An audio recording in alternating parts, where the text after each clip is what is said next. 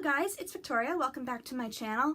Today I'm doing another autistic related video, and I wanted to do a video talking about how to understand the autism spectrum better. Because people with autism are all different. Just because you've met one person with autism or Asperger syndrome only means you've only met one person. Because it's a spectrum, everybody's different, so not everybody shows the same symptoms. So today I'm going to explain to you how you can understand the spectrum. The higher end, basically, of the spectrum means people like myself who can still talk and socialize, and we don't need much help completing certain tasks, but we sometimes struggle in social interaction because we can't read body language, we can't read social interaction from people very well, especially if it's in a large group of people. One-on-one interaction is much easier for us. On the lower end, this would be someone who doesn't talk, who can't do things by themselves, and need a lot of help in school and at home, and probably won't be able to live on their own. So here's a way to understand the spectrum better. Language can be very confusing for people with autism. It takes them longer than the average person to process conversations, and although they can be good at making conversation, it can take them longer than normal people to respond. But neurotypical people find language confusing too, and it can sometimes lead to some people misperceiving who autistics are, like myself.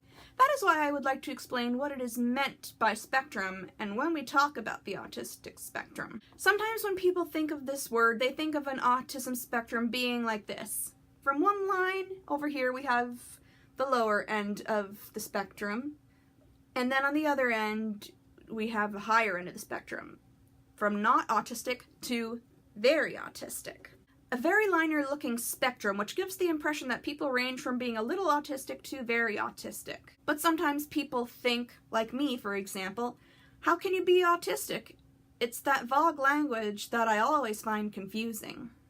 The problem with thinking of the spectrum in this way is that a perception of an autistic person also becomes linear. Like, you're only a little autistic. I still don't understand. Can you be a little less vague? You're able to have a normal conversation with me and act pretty normal. You're not severely autistic. And so you see, if someone thinks you're on a low end of the spectrum, then this often happens.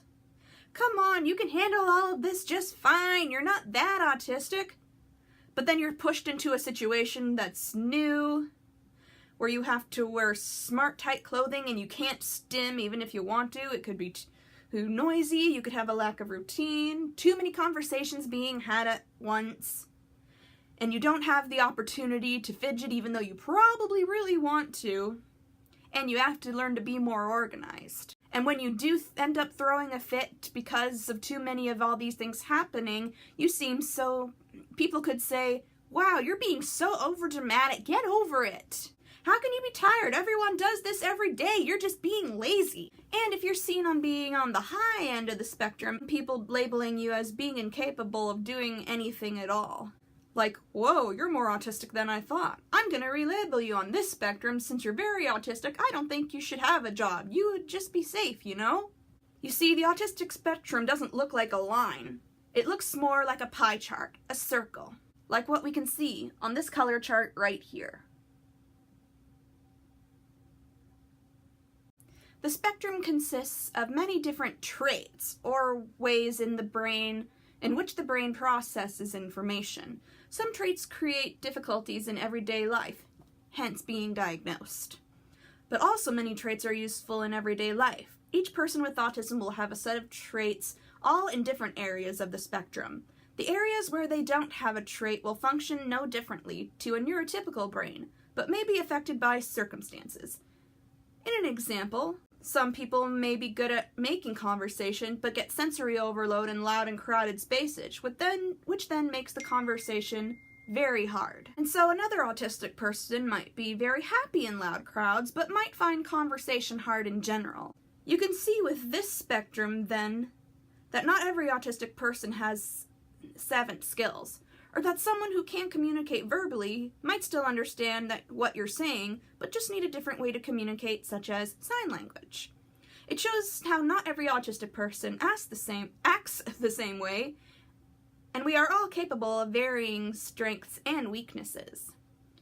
Sometimes if someone is diagnosed as being on the spectrum and informs another person of this, it's so that they can get some understanding and respect for the things they are unable to do.